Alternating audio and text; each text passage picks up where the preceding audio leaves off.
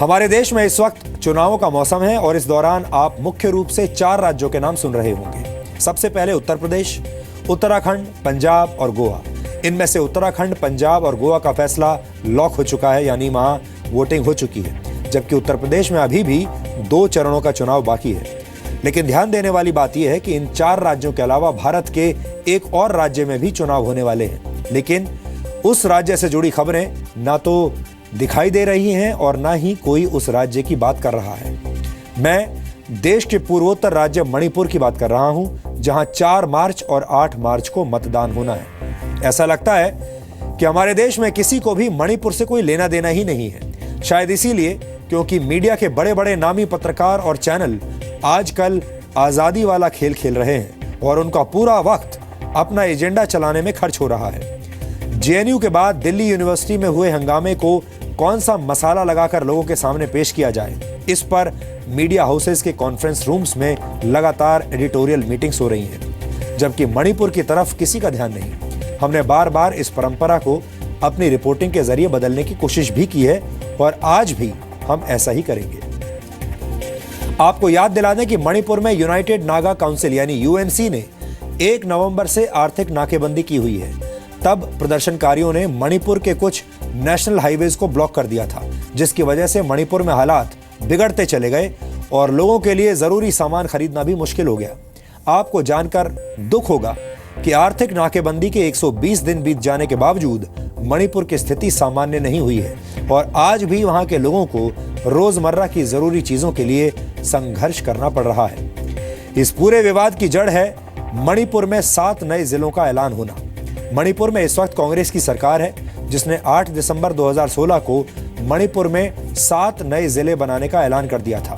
United Naga council ने सरकार के इस ऐलान से पहले नवंबर में ही विरोध करना शुरू कर दिया था और कई जगहों पर आर्थिक नाकेबंदी कर दी थी, लेकिन इसके बावजूद नए जिले बनाने का फैसला ले लिया गया।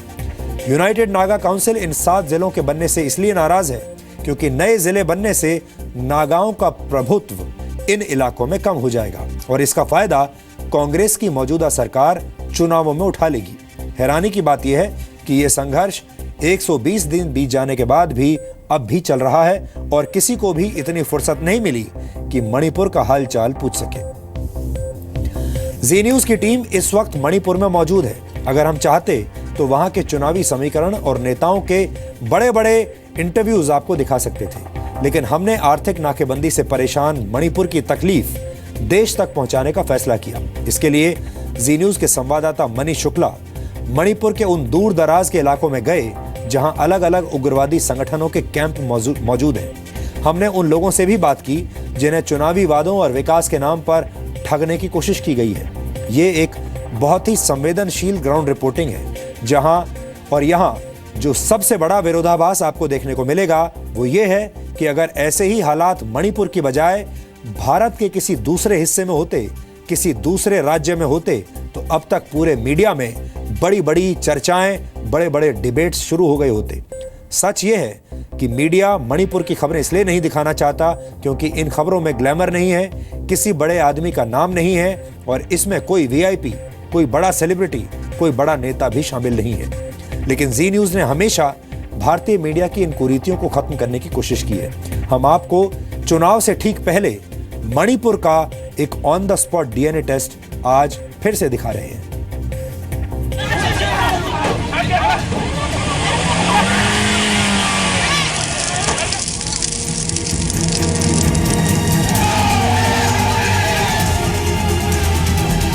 यहाँ पर कोई सामान मिल नहीं रहे।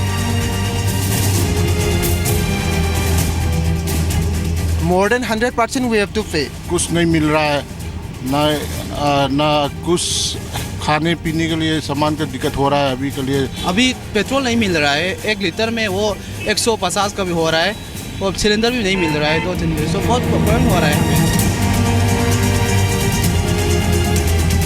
Everyone try to blockade the highway only. There's the solution they think, but it's not a solution. Manipur की 4 महीने वाली तकलीफ का विश्लेषण।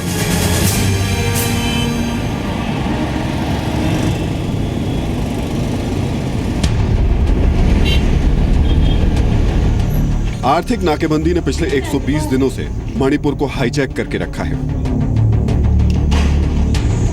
9 पहाड़ियों से घिरे खूबसूरत मणिपुर में लाखों लोगों की जिंदगी पर संकट छाया हुआ है। लोग परेशान हैं क्योंकि रोजमर्रा की चीजें नहीं मिल पा रही हैं। लेकिन दुख की बात यह है कि सबको मणिपुर के चुनाव की फिक्र तो है, लेकिन कोई वहां के लोगों की बात नहीं कर रहा। इसीलिए जी न्यूज की टीम ने मणिपुर के उन इलाकों से ग्राउंड रिपोर्टिंग करने का फैसला किया जहां खतरा काफी ज्यादा था। ये वो इलाके हैं जहां कई उग्रवादी संगठन सक्रिय हैं। मणिपुर में 20 से ज्यादा सक्रिय उग्रवादी गुट मौजूद हैं और हर एक गुट की आपस में वर्चस्व की लड़ाई चलती है। इन पहाड़ों में अभी भी तमाम ऐसे इंसर्जेंट ग्रुप के कैंप्स हैं और वो इन जवानों पर नजर रखते हैं। जब भी सिक्योरिटी फोर्स के जवान इन रास्तों से गुजरते हैं वो उन पर घात लगा करके हमला कर देते हैं और ऐसे में सीआरपीएफ के इन जवानों को बेहद सतर्कता से इन रास्तों से गुजरना होगा।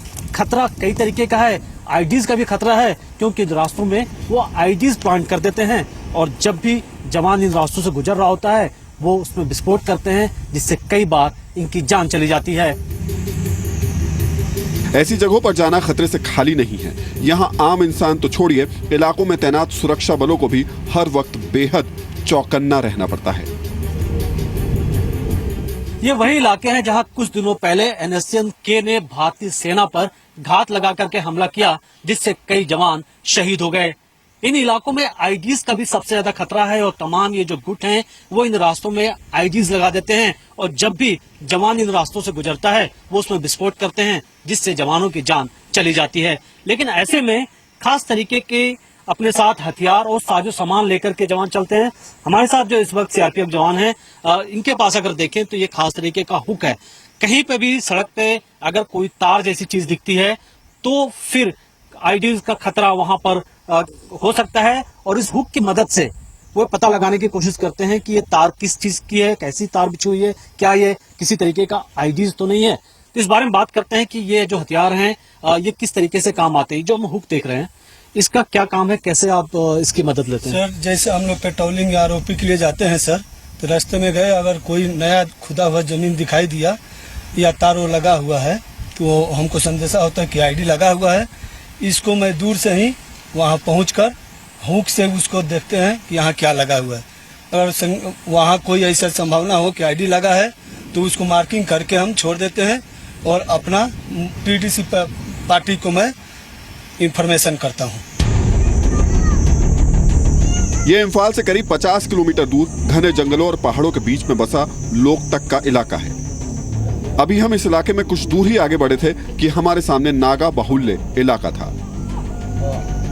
इम्फाल से करीब 50 किलोमीटर दूर आगे जाने के बाद हम इस वक्त चौराई खुलेंग गांव में आ पहुंचे हैं। ये जो गांव है ये नागा बाहुल्य इलाका है, यहाँ पर नागा रहते हैं।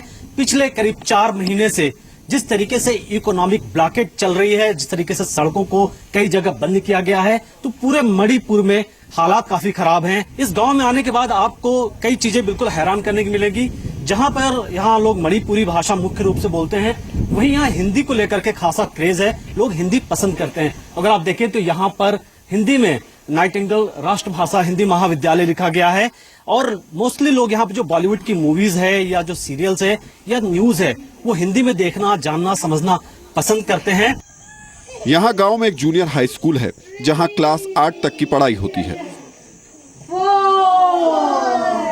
लेकिन उसके बाद आगे की पढ़ाई के लिए इन छात्रों को काफी दूर पढ़ने के लिए जाना होता है। यानी हर चुनाव से पहले किए गए चुनावी वादे और भरोसा इनके आसपास भी नहीं फटका।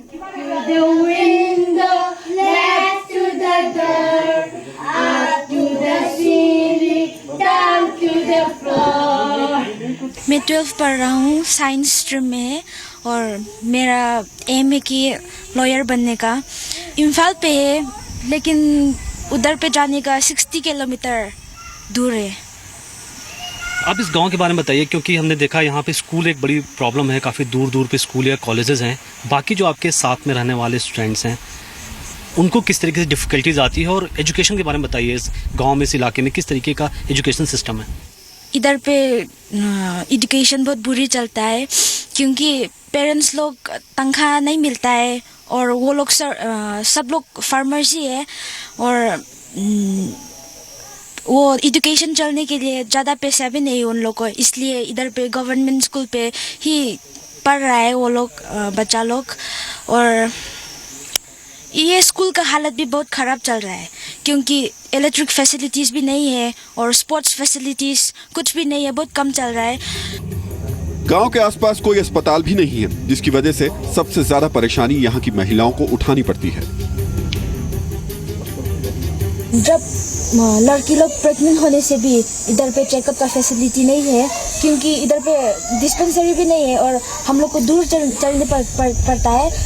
और दूर जब हम लोग का हॉस्पिटल चलने का मन में आता है, उस टाइम पे भी ट्रांसपोर्ट फैसिलिटीज़ भी हम लोग का साइड में बहुत डिफ़िकल्ट है। और इस डिस्पेंसरी पे भी वो फर्स्ट प्रेग्नेंट लोगों को तो छोड़ दो, जब बच्चा सिक होने से भी चेकअप करने का जगह भी नहीं है।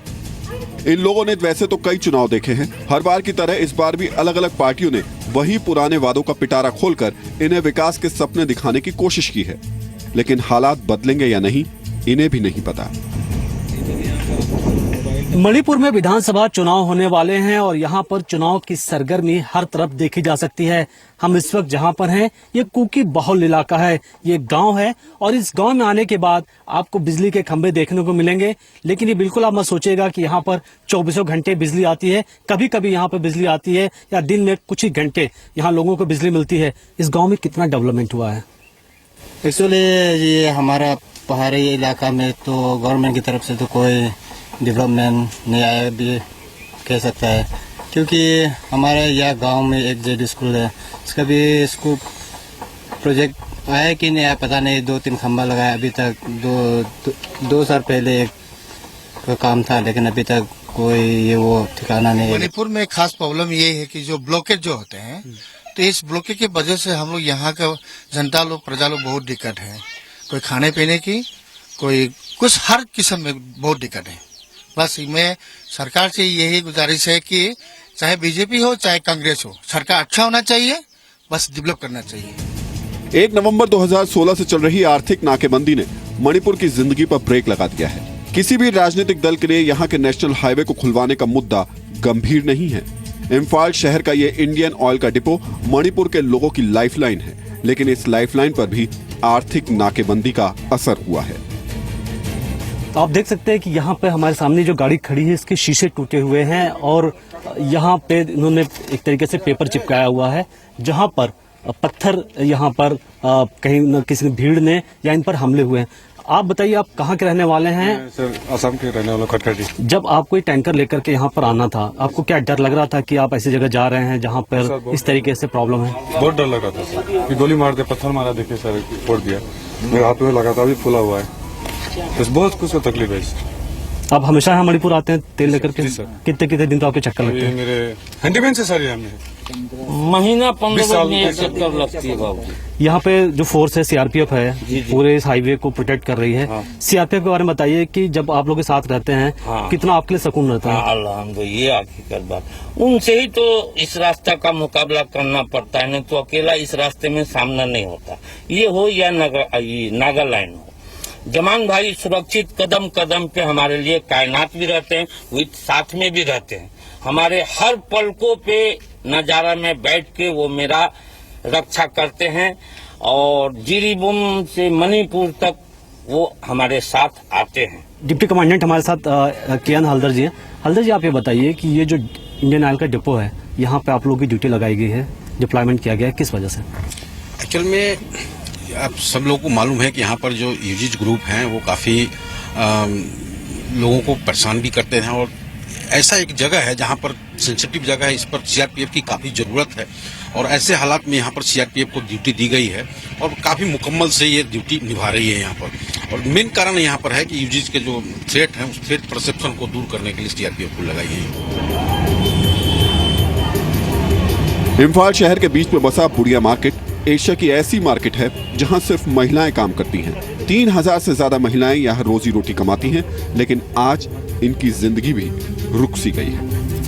जो इकोनॉमिक ब्लॉकेट है उसका वाकई में क्या असर है, इसको समझना हो तो यहाँ पर आप बड़े आसानी से समझ सकते हैं।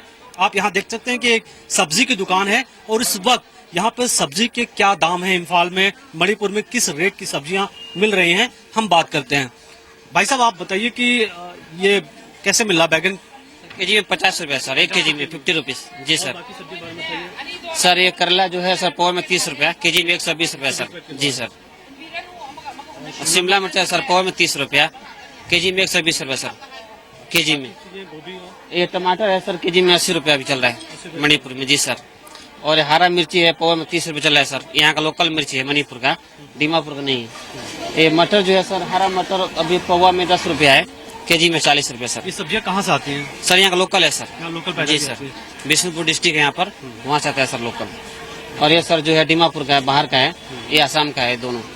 जी सर। जिस हम देख रहे हैं कि कई जगह इकोनॉमिक ब्लॉकेज और रोड बंद किए गए हैं, क्या इसका असर इम्फाल के मार्केट पर आपको दिखता है? बहुत है सर, इसीलिए जो बैगन है वहाँ पर भी सर 60 रुपए किलो बिक रहा है, जो 20 रुपए किलो बिकने वाला सामान है सर 60 रुपए किलो बिक रहा है, ये ब्लैंकेट के चलते, रास्ता बंद के चलते सर। मणिपुर में चुनाव होने हैं और अलग अलग राज्यों से यहाँ पर बड़ी संख्या में सुरक्षा बलों का आना जाना शुरू हो गया है। जाहिर है मुश्किल स्थिति में जवानों के रहने और खाने के लिए भी इंतजाम करना जरूरी है। 69 बटालियन यहाँ पर चुनाव के लिए हम लोग ने, जो भी कंपनियां दीमापुर से आ रही हैं, काफी जगह से आ रही हैं कंपनियां, उनके यहाँ पर जो भी कंपनियां आती हैं उनके लिए रिसेप्शन करना, उनको गाइड देना, उनको खाने की व्यवस्था करना, साथ साथ जो कंपनियां यहाँ से दूर जानी है उनके लिए रहने की भी व्यवस्था हम लोग यहाँ पर कर रहे हैं।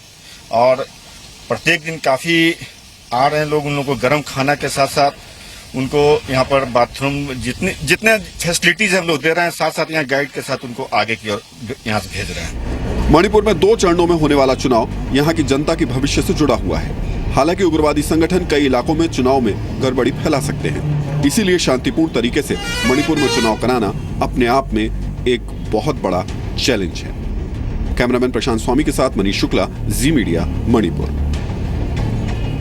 जब देश का मीडिया आजादी वाला खेल खेलने में व्यस्त और मस्त हो जाता है तो उसकी दूर की नजर कमजोर हो जाती है और उसे पूर्वोत्तर भारत के राज्य दिखने बंद हो जाते हैं। ये हमारे देश की एक बहुत पुरानी बीमारी है और इस बीमारी को ठीक करने के लिए आपको भी अपना योगदान देना होगा। आपको ऐसी खबरों का समर्थन करना होगा, ऐसी खबरों की मांग करनी होगी, तभी देश के सिस्टम की और समाज की और हमारे मीडिया की सोच बदलेगी।